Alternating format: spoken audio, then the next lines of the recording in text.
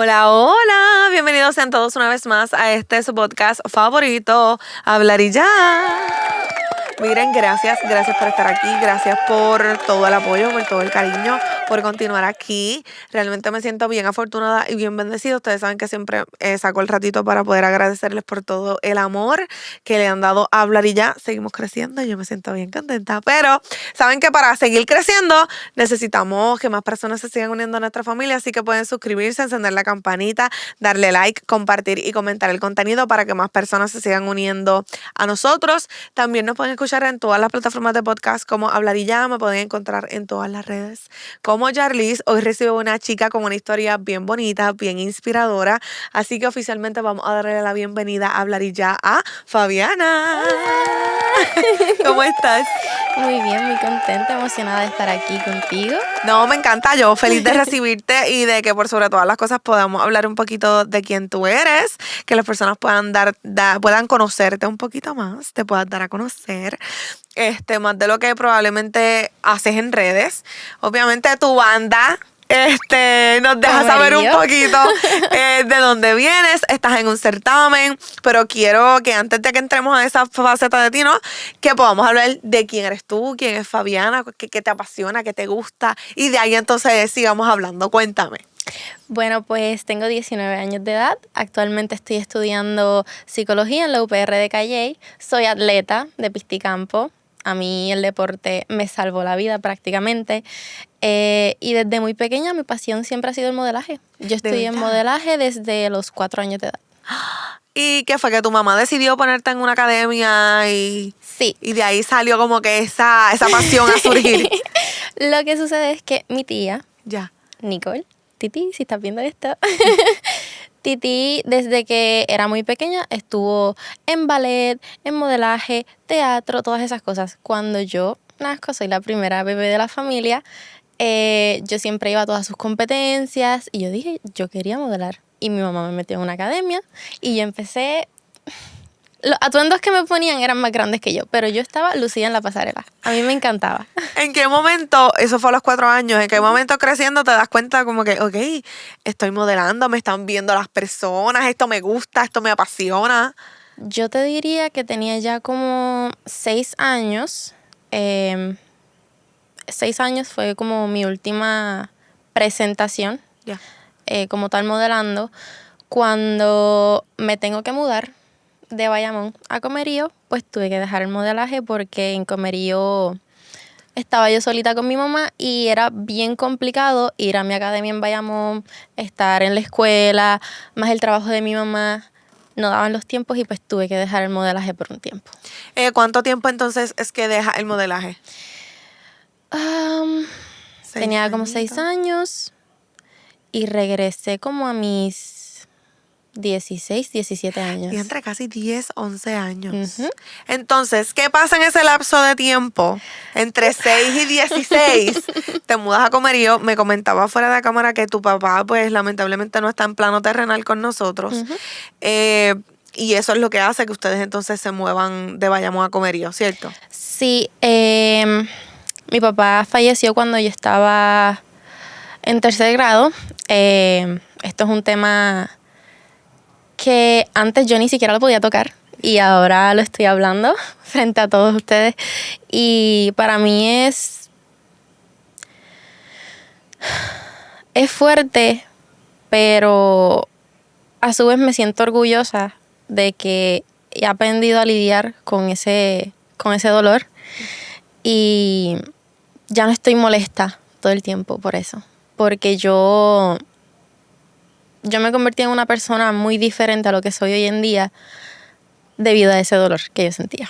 O sea, estabas atravesando un duelo y creo que totalmente válido. Apenas eras una bebé, 6 años, como que a los 6 años, ¿quién en su sano juicio tiene o sea, puedes reconocer realmente lo que está pasando dentro de su capacidad, ¿no? Yo me acuerdo perfecto de ese día, cuando yo me enteré de la noticia. Y yo me acuerdo estar en la escuela, estaba haciendo una tarea, en Bayamón todavía, y mi mamá fue a buscarme.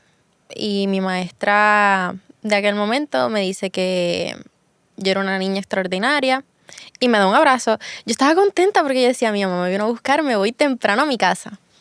Cuando yo salgo, mi mamá estaba llorando y me dijo básicamente que yo siempre iba a ser la princesa de mi papá y que él era un héroe, pero que ya no estaba con nosotros porque papá Dios lo necesitaba más.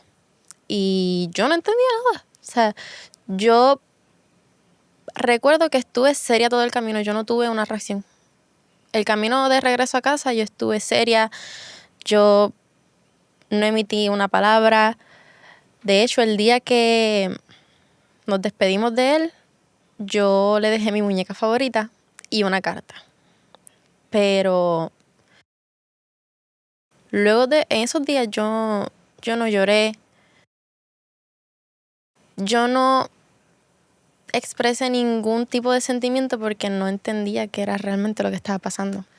Ya cuando yo voy creciendo, más o menos 4º grado, pues sí empiezo a sentir esos sentimientos que no había sentido en aquel momento, porque yo veía en las actividades como mis amiguitas, sí, pues sus papás llegaban, mi papá no, y yo me preguntaba ¿por qué? ¿Y por qué? ¿Por qué? ¿Por qué me pasó eso a mí?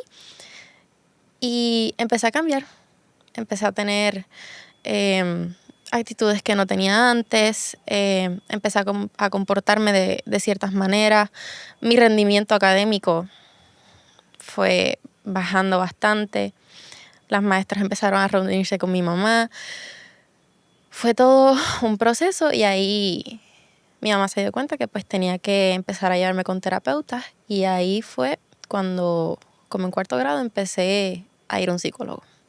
Ya. En esos momentos, como que le dialogabas a tu mamá lo que estaba pasando, le preguntabas o le decías, mami, ¿pero qué pasó? Vamos, en la inocencia de tercer, 4º grado, que son unos 6, 7, 8, ¿qué? 10 años, como mucho. No, honestamente no, porque yo en ese momento y hasta el año pasado, yo siempre he sido una persona que yo siento algo y yo me lo guardo. Yo no te lo voy a decir.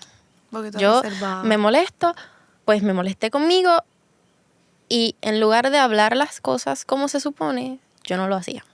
Yo simplemente me molestaba y me cargaba y me cargaba y me cargaba y era como si fuese una bomba de tiempo. Y cuando había una cosa que me detonara, Ese proceso de comenzar a ir a terapia a tan temprana edad, ¿cómo fue? ¿Cómo te hizo sentir? pues honestamente no recuerdo muy bien cuando fui por primera vez, Ya. pero sí recuerdo ya más grandecita, como en 6º, 7º grado, porque mi mamá comenzó a salir con otra persona y yo celaba el lugar de mi papá. Yo me sentía mal y me molestaba porque yo quería que fuera mi papá. Y pues obviamente hubo problemas, yo no aceptaba a esa persona y pues me tuvieron que llevar a terapia otra vez. Y sí me acuerdo que yo estaba que no, yo no quería, yo decía, ¿por qué? ¿Por qué si yo estoy bien? Yo simplemente no lo quiero. Y no quiero, y no lo quiero, y no lo quiero.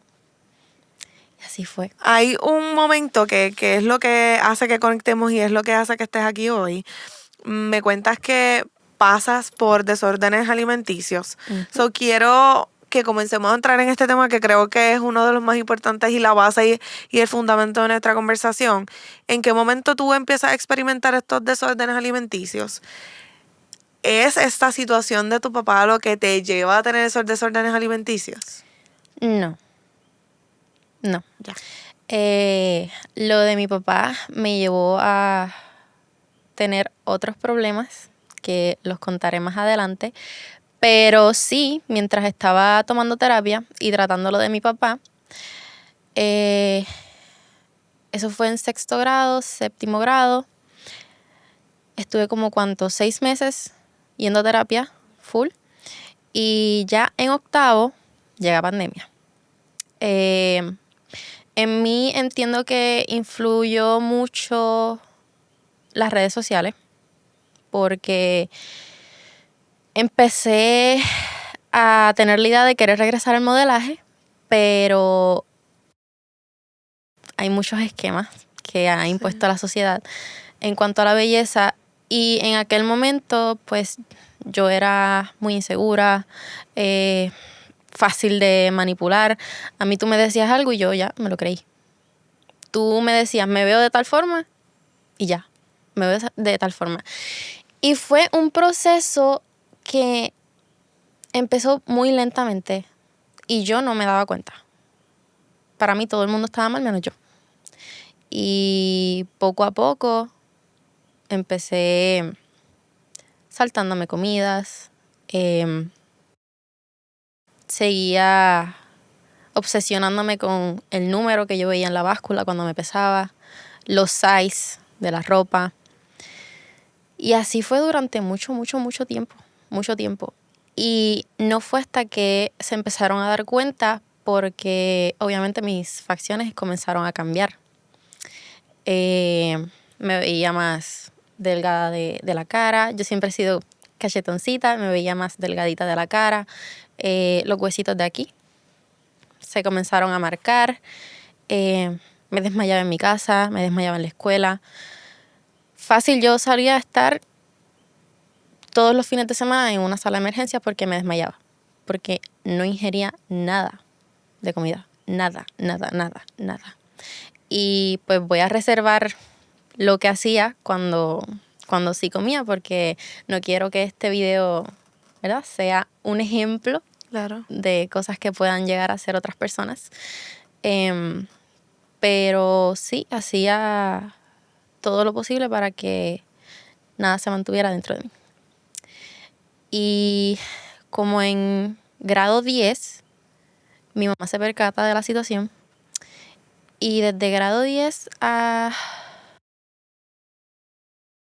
primer año de universidad, estamos en esta lucha de come, vas a comer, come, tienes que comer. Y es como un vaivén. Ok, estoy comiendo y de la nada piensas, yo me comí todo eso. Y es todos los días, desde que yo me levanto hasta que me acuerdo, estoy pensando qué es lo que voy a comer. Cuando tengo el plato de comida de frente, no lo quiero. Pero es mental. Ya. Porque hambre tengo. Pero yo lo rechazo. Y como lo rechazo, todo en mí es como si eso me hiciera daño. Ya. Y automáticamente me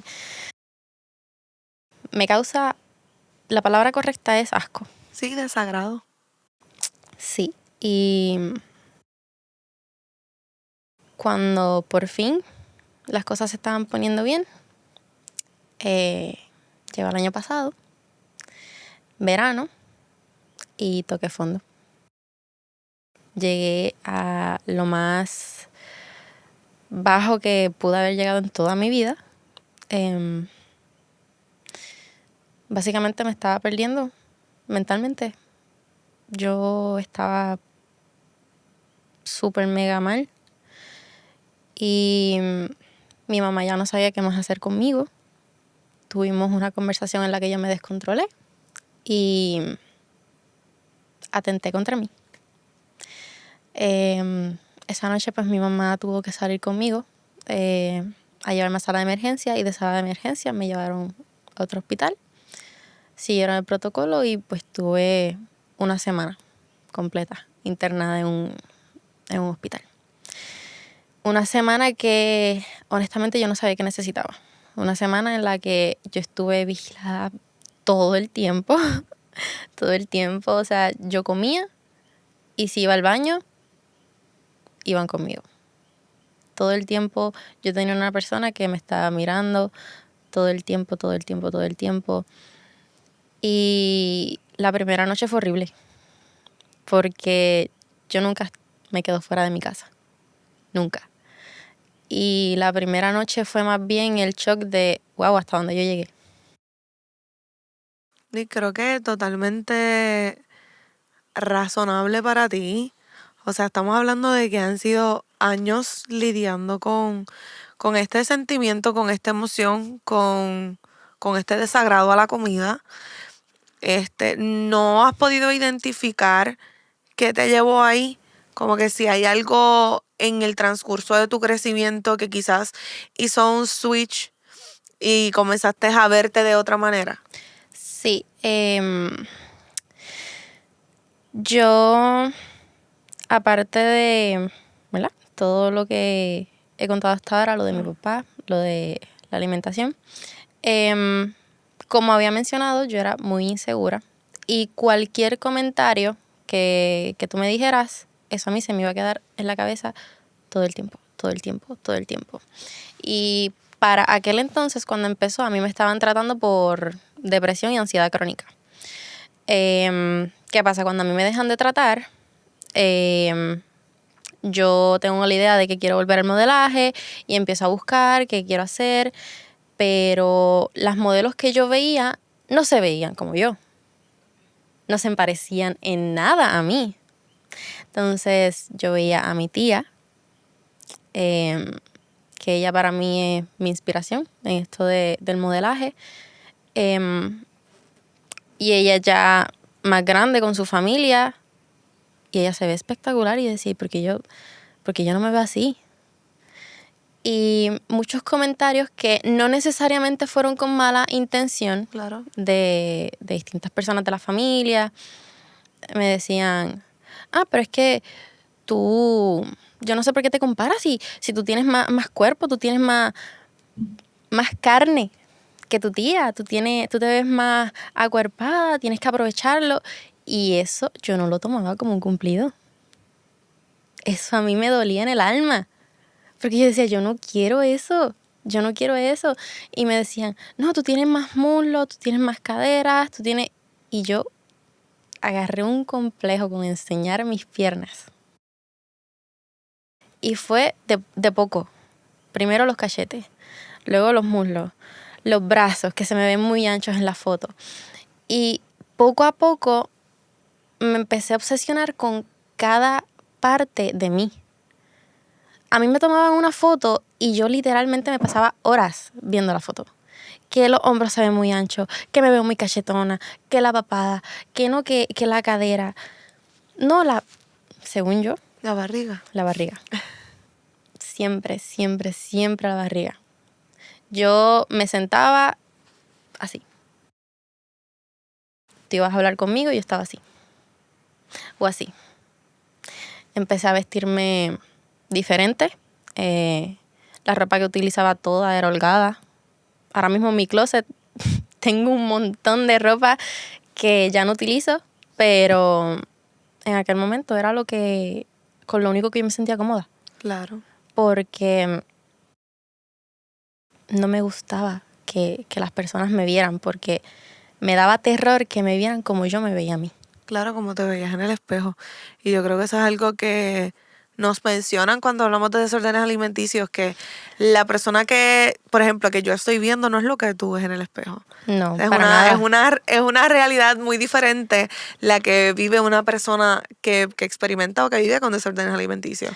Para nada. Y yo recuerdo que el año pasado, yo sí llegué a buscar ayuda porque mi mamá había tenido una conversación conmigo y me dijo, Fabiana, tú no estás bien.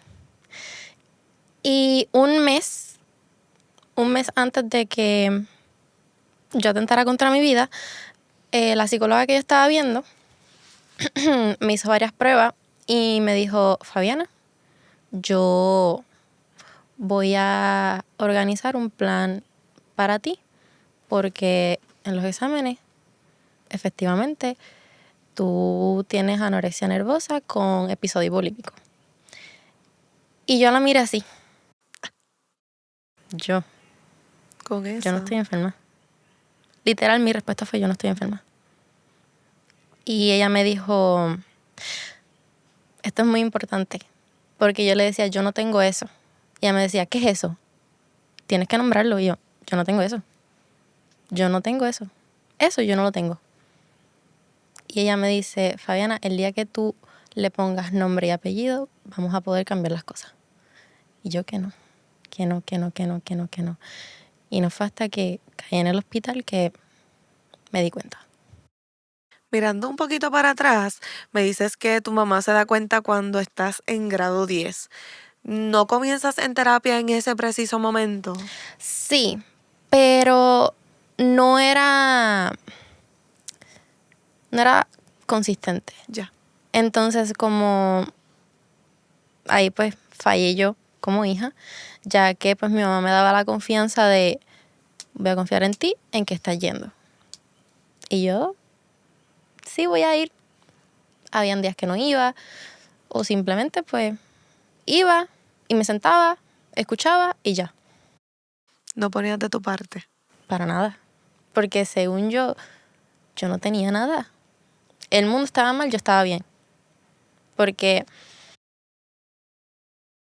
hay algo que es muy cierto y es que las personas que no lo viven, les es muy fácil sentarte y decirte, no, es que tienes que comértelo, ¿qué te cuesta?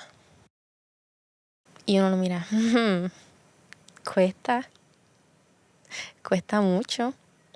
Ah, ¿no te gusta cómo te ves? Ejercicio. Cuando una persona no come, está cansada todo el tiempo. Todo el tiempo, todo el tiempo, todo el tiempo. Y atreverte a empezar a comer bien, a empezar a ejercitarse, es un paso enorme. Pero enorme, enorme, enorme. O sea, y es muy fácil sentarte y decir todas las cosas que deberías hacer cuando tú no lo estás pasando. Cuando no son tus zapatos, yo digo que un problema de nuestra sociedad, de la mano con esto que hablaste, de que uno, eras insegura, el estereotipo y lo que vemos y todo. Y comentaste obviamente pues que en tu entorno si tenías personas que aunque no malintencionadas, sí te hacían comentarios. Yo creo que nuestra sociedad tiene que aprender a callarse la boca. Esto es algo que yo he mencionado muchas veces aquí, Ujú. porque muchas veces no sabemos lo que pueden provocar nuestras palabras en la vida de la otra Eso es muy persona. cierto. Eso es Y muy entonces cierto. muchas veces, ¿verdad? Debemos emular en el hecho de preguntar cómo estás, en qué te puedo ayudar, en vez de opinar sobre lo que tú crees que la otra persona debe hacer, porque nadie está en los zapatos de nadie. Yo no puedo sentarme aquí ahora mismo y decirte, Fabiana, yo te entiendo tanto, realmente no puedo entender, ni aún siquiera habiendo pasado un proceso de desorden alimenticio, voy a poder empatizar con tu proceso, porque no es lo mismo ni se escribe igual. Al Ujú. final, cada cual vive su proceso de una manera individual, de una manera diferente. Me hablas obviamente de que en este proceso de recaída el año pasado Ujú. te lleva obviamente a atentar contra ti y a estar hospitalizada. Cuando sales de esa semana hospitalizada, ¿cómo sales? ¿Qué es el primer paso que haces para estar bien contigo? Porque sí me comentas que en ese espacio de tiempo que no sabía que necesitabas, pero lo necesitabas, eh, te diste cuenta de muchas cosas. O sea, ¿qué entonces haces luego de salir? Lo primero que hice fue disculparme con mi mamá, porque creo que ninguna mamá merece ver a su hija en ese estado. Em, y yo solamente tenía 5 minutos para hablar con ella todos los días. Y yo la escuchaba que lloraba y que le dolía la situación. Y lo primero que hice fue disculparme con ella. Y llegando a mi casa, me tomé un día completo, sin hablar con mis amistades, sin buscar a nadie, simplemente mi mamá, mi hermano. Eso es todo. La semana siguiente comencé, porque la condición para que me dejaran salir fue que yo continuara una hospitalización ambulatoria. Esto es, básicamente, yo tenía que estar 2 días a la semana en una clínica durante 3 horas. Y ahí me estaban dando terapia, grupales, individuales. Y así fue durante 3 semanas. 3 semanas estuve así. Y luego de eso, pues seguí con mi psicóloga aparte y teniendo citas de seguimiento con la psiquiatra. Y ya luego con la psicóloga, pues entendí muchas cosas de mí. Por ejemplo, un factor también hizo crecer más mis problemas alimenticios es que yo desarrollé un trastorno límite de personalidad y no tengo control, bueno, en aquel momento no tenía control de nada de lo que yo hacía. Todo me molestaba o todo me ponía triste. O si no estaba súper feliz, estaba triste, pero triste de cama. Entonces, yo hablando con mi psicóloga entendí que lo único que yo sentía que podía controlar era cuánto yo pesaba y cuánto yo comía. Y por eso fue que fue tan fuerte la recaída del año pasado. Ya. Al día de hoy, pues te vemos con una cinta, estás participando en un certamen. Sé que quizás es un paso abrupto de qué pasó luego, pero obviamente hablamos del año pasado. Quizás en este tiempo has tenido el espacio para crecer, has confiado más en el proceso y, ¿verdad? Puedo pensar que has puesto toda la intención para estar bien. Sí. Honestamente, yo estando en el hospital me dije a mí misma que yo no quería volver a pasar por ahí. No porque sea algo malo, porque para nada. Está bien buscar ayuda y está bien necesitar ayuda, no todo el tiempo tienes que estar bien. Simplemente no quiero volver a hacerle pasar ese dolor a mi familia. Y a mí, porque estar lejos de ellos a mí me dolió muchísimo. Así que salí con otra perspectiva. Y no te estoy diciendo que ahora mismo yo estoy 100% al bien. 100% bien, porque esto es una lucha diaria. Sin embargo,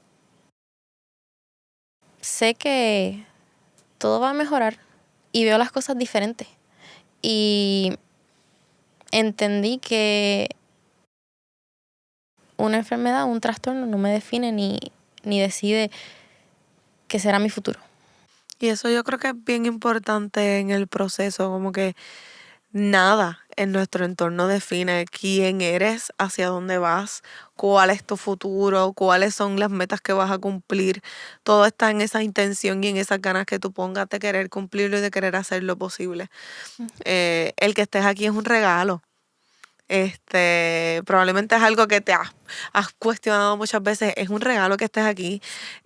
No debe ser un proceso fácil. Eso es No. muy admirable uno, que siendo esto tan reciente como el año pasado te sientes loable y seas tan abierta con tu proceso, porque no todas las personas tienen la valentía de hacerlo. Sé que tiene un proceso o sea, tiene una razón detrás de que lo quieras hacer. Así que es bien admirable. So, gracias por estar aquí, por decirlo, porque realmente necesitamos hablar más de esto. O sea, no es como que encontramos siempre un espacio en donde vas a escuchar a alguien contando su problema con su trastorno alimenticio. O sea, no es como que es una conversación que vamos a tener constantemente. Es una conversación bien difícil de tener, que no todo el mundo tiene la valentía de decir, ¿sabes qué? Yo voy a contar mi parte de la historia, que probablemente mucha gente nos está viendo y empatiza con quien tú eres y dice, mira, yo estoy en ese proceso, yo pasé por eso, o estoy empezando a sentirme de esta manera. Así que es bien admirable que estés aquí. ¿Cómo decides llegar al certamen? ¿Qué es lo que te lleva a decir, ¿sabes qué? Pues luego de este proceso que quizás ha sido duro para mí, que me ha hecho levantarme de una manera diferente, pues déjame enfrentarme a esta nueva etapa. Honestamente, cuando yo firmé contrato con mis Puerto Rico Teen Girl, yo no estaba 100% segura. Yo decía, ¿será que lo logro? Me están pasando muchas cosas. Pero ¿sabes qué? Vamos a hacerlo. Ya firmé, ya lo hice. Y me motivó una amiga que es parte, trabaja ahora mismo con ellos, es parte del staff, Lorian. Ella siempre, desde que me conoce, me ha apoyado muchísimo y cuando estaban comenzando las inscripciones me escribió, Fabi, ¿qué te parece si lo intentas? Y yo, bueno, vamos, lo dialogué con mi mamá y estuvo 100% de acuerdo. Ella estaba ansiosa de que yo me dedicara a lo que me gusta y lo hicimos. Y a pesar de que al inicio yo tenía tantas dudas, ahora estoy 100% segura que fue la mejor decisión. Porque independientemente de yo gane o no gane, yo me llevo mi nueva misión, que es llevar mi historia y servir como un espejo para aquellos jóvenes que me ven y que probablemente están pasando por una situación similar y que no se atreven a hablarlo. Yo quiero ser una inspiración. Yo quiero servir como ejemplo de que por más bajo que puedas llegar a caer, te puedes levantar. Y que si sueñas en grande, si te esfuerzas, si tienes disciplina, lo puedes lograr. Porque tú me preguntas hace un año, exactamente para estas fechas, yo no me veía aquí, mucho menos con una banda que dice que estoy representando a mi pueblo y que con Dios por delante posiblemente pueda representar a Puerto Rico en un internacional. Claro. Y eso es bien admirable que tú hayas dicho, sabes que con todo este temor, incertidumbre, dudas, lo voy a hacer. Yo digo que los certámenes levantan en nosotros una pasión que nosotros no sabemos que teníamos. Te comenté fuera de cámara, esto yo lo he contado, no voy a entrar en detalle, no estamos para hablar de mí. Competí, así que empatizo mucho con ese sentido que dices de todo lo que descubres en el camino, de todo lo que encuentras, de todas las joyas que Papá Dios te pone en el camino para que el proceso del certamen sea más ameno. Siempre pintamos los certámenes como un espacio ay, bien difícil. Vamos, hay que trabajar porque la corona no llega de un día para otro ni es regalada, pero sí, hay muchas cosas que hacen que el proceso sea más bonito y que uno se lleve más cosas de las que pierda en el camino. En Eso es este cierto. proceso, me comentas que ya estás a ley de nada de que sea la noche final, que has aprendido, que te has traído, cómo ha sido tu experiencia. Pues honestamente en este certamen me llevo muchísimas cosas. Principalmente me llevo amigas, hermanas. He conocido unas chicas honestamente con un corazón enorme que sé que esto se va a acabar, pero voy a seguir contando con ellas. Y eso me llena muchísimo. Y como te mencioné, pues me llevo mi misión porque cuando el certamen acabe, yo de igual forma quiero seguir compartiendo mi experiencia. De hecho, este jueves tengo mi primera charla en una escuela en Bayamón de autocuidado y amor propio. Estoy sumamente emocionada. Y esa idea de dejar mi huella en la juventud es lo que me ha motivado y me sigue motivando actualmente. Más que ganar la corona, es eso. Porque yo sé que allá afuera hay muchos jóvenes que tienen que estar pasando por situaciones similares y hay algunos que o no tienen la ayuda, otros simplemente lo ignoran. Y si yo con mi historia logro salvar a alguien de vivir lo que yo viví, ya con eso yo gané. Qué lindo, qué bonito. La manera en la que te expresas y por sobre todas las cosas, ver que siempre hay una posibilidad de ser más.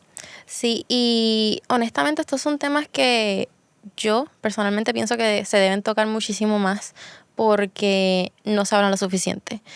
Y ahora mismo, estadísticamente, lo que es la anorexia nervosa es mucho más letal en chicos que en chicas. Lo que sucede es que, pues, erróneamente califican esta condición como una condición de chicas. Y no es así. Entonces, en los jóvenes varones, suele ser más fatal porque no lo notan o simplemente lo ignoran. Y para mí es muy importante aclarar que no solamente pues con mi historia me dirijo a chicas, sino a los chicos también. Esto es una historia para todos, una enseñanza para todos. Yo yo quiero que esto les toque el corazón a absolutamente todos. Bello. En el proceso del certamen entiendo que también tienes un proyecto, cuéntame un poquito de ese proyecto.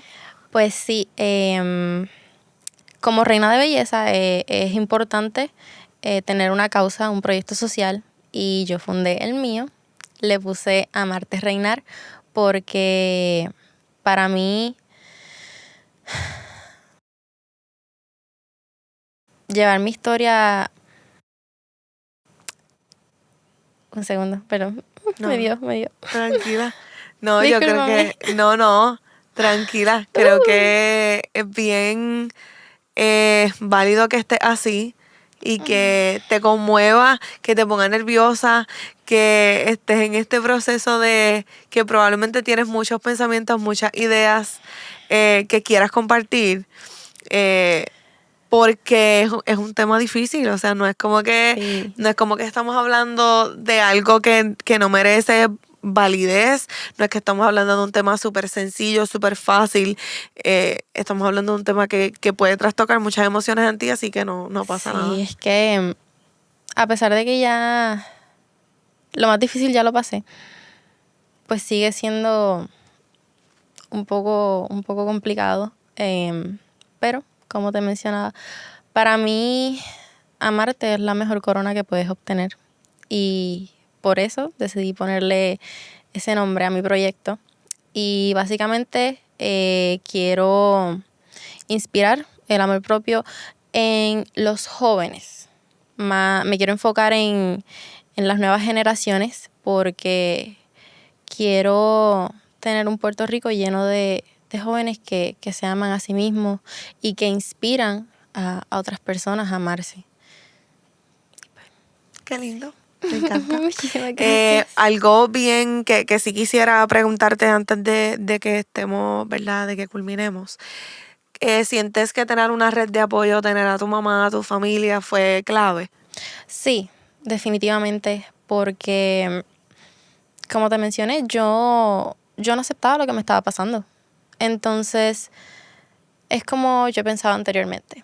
Si mi mamá hubiera sido otra y no me hubiera hecho caso, no hubiera visto las alertas, si en la escuela no hubieran visto las alertas, ¿qué hubiera sido de mí? Yo estaría aquí ahora. Es bien complicado porque no todos cuentan con esa red de apoyo y no todos se atreven a pedir ayuda. Y es muy importante para mí que sepan que está bien pedir ayuda. Está bien no siempre estar bien. Y tenemos que aprender a reconocer que cuando uno está mal y necesita ayuda, lo mejor que podemos hacer es salir a buscarla. Bello, qué bonito, qué lindo escucharte, Gracias. qué bonito tenerte, qué bonito que hayamos tenido esta conversación, que sigamos abriendo espacios de conversación, porque sí para mí es bien importante que hablar y ya sea ese espacio seguro, la gente sabe que yo siempre lo digo de esta manera, pero más teniendo conversaciones como estas que pienso que tienen una importancia, tienen una relevancia, más en una sociedad en la que vivimos, tan estereotipada, con poniendo tantos estigmas sobre la vida de los demás, sobre cómo un joven debe verse, sobre cómo un adulto debe verse, cómo debe ser el reloj biológico de la gente. Sí, hoy en día los esquemas están por las nubes y siguen creciendo. Y todo yo digo que todo es por moda. Literalmente. Hace muy poco estaba viendo un artículo que se titulaba regresó la delgadez extrema en Hollywood. Y ponían a varias actrices que tú las ves y están extremadamente delgadas.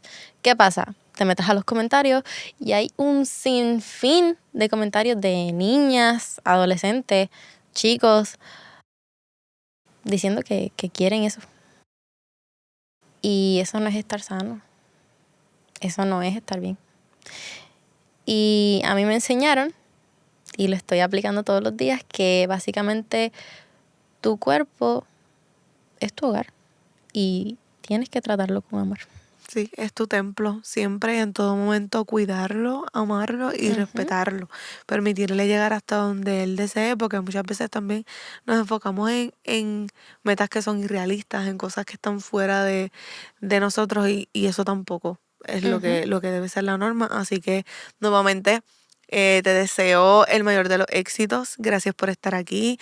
Confío en que si esa corona no es tuya, tu camino, ya sea en este certamen o en otros certámenes o en otros espacios, compartiendo tu historia, pues van a ser bien bonitos porque veo la persona tan genuina, tan auténtica que eres, con esas ganas y con esa hambre de que muchas personas puedan, nada, encaminarse un poquito más hacia estar más sanos, hacia quererse más, hacia amarse más. Así que gracias por estar aquí, gracias por compartir toda tu historia, o sea, esa síntesis, esa cuarta parte de ti con todas las personas de Hablarilla. Así que gracias. Gracias a ti. Esto para mí, estar aquí es una bendición.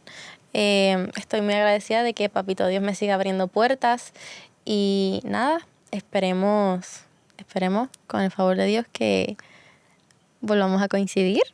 Claro, claro, no, las veces que sea necesario. Y nada, después quizás nos sentamos y hablamos de certamen un poquito más en detalle. Claro que lo sí. ponemos en agenda. ¿Cómo las personas te pueden encontrar entonces en las redes? En mis redes sociales me vas a encontrar como Fabiana Ojeda, doble A al final, y Puerto Rico _ y mi proyecto social muy importante, si van a pasar por allá, Amarte _ PR. Bello, pues nada, gracias. Gracias a ti. Que sea entonces hasta la próxima. Bye. Bye.